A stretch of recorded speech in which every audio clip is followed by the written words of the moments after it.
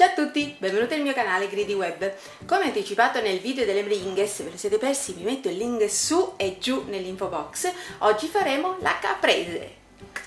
Restate fino alla fine del video per sapere cosa preparerò nel prossimo video e se non l'avete fatto iscrivetevi al canale, attivate la campanella che sta giù qui sotto il video a destra per essere sempre aggiornati. Andiamo a cominciare. Per fare la caprese, che è un tipico dolce nato per errore dal pasticcere Carmine Di Fiore, che si scordò di mettere la farina, così narra la leggenda, ci vogliono, questa è la dose per 3 uova, giù nell'info box vi metterò la dose intera che è per 5. Quando dovete rimpicciolire le dosi di una torta, dividete sempre gli ingredienti per le uova, perché le uova non è che potete mettere mezzo uovo, un quarto di uovo, dividete sempre per il numero di uova. In questo caso sono 5 uova, ho diviso la ricetta gli ingredienti prima per 5 moltiplicato per 3 che sono le uova, perché la ricetta originale per 5 uova in una teglia di 24 cm, io la faccio con 3 uova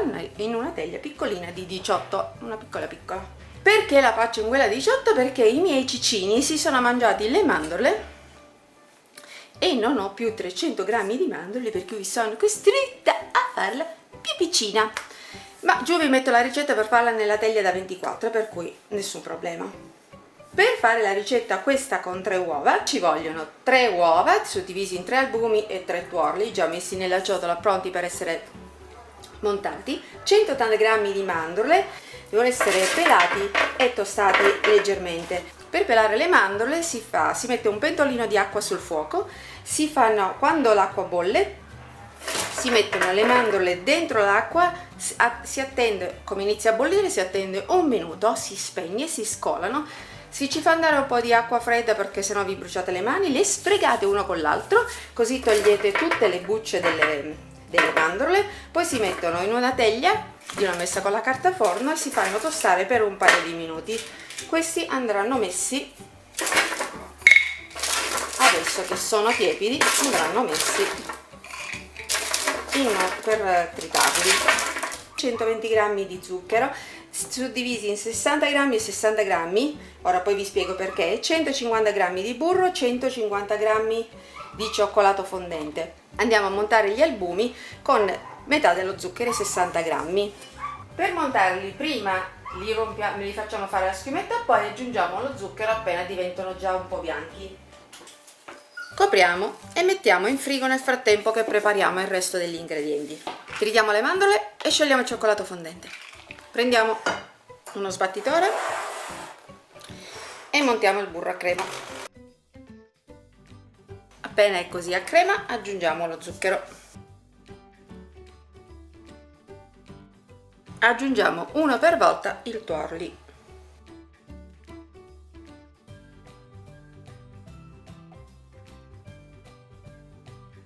Posiamo lo sbattitore perché non serve più e prendiamo una spatola.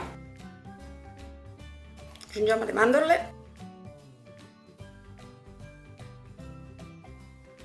Aggiungiamo il cioccolato. Mescoliamo bene. Già così è una goduria. Adesso ci dobbiamo imburrare una teglia. Nel mio caso, visto che sono solo 3 uova, dobbiamo farla piccolina, è di 18, e visto che la possono mangiare anche i celiaci, invece di infarinarla la spolveriamo di cacao amaro. Una spolverata di cacao amaro, togliamo l'eccesso, prendiamo i bianchi che abbiamo messo in frigo e li andiamo ad aggiungere a questo composto. La aggiungiamo 2 volte o anche a 3, meglio, dal basso sempre verso l'alto per dare aria e non far smontare la meringa che abbiamo fatto prima. A questo punto prendiamo la nostra teglia che abbiamo imburrato e infarinato con il cacao, oppure lo potete foderare con carta forno, e versiamo nel nostro impasto. Livelliamo un pochettino.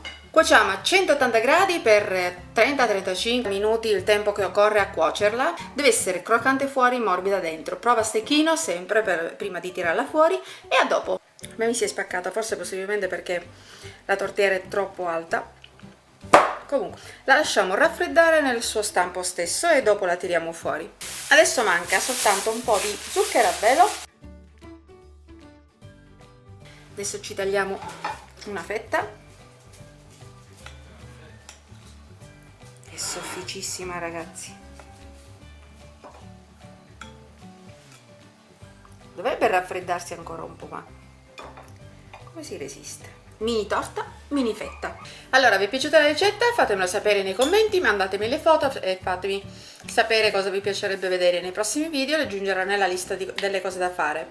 Volete sapere cosa farò la prossima volta? Dopo tutte queste torte ci vuole qualcosa di salato. Faremo un arrosto. Ancora sono indecisa se farlo quello alla birra o farlo quello con i funghi. Ve lo dirò sotto nell'info box. Continuate a seguirmi, un abbraccio, alla prossima! Bel pollicione in su, ragazzi, mi sacrificherò per voi. E io niente, oh.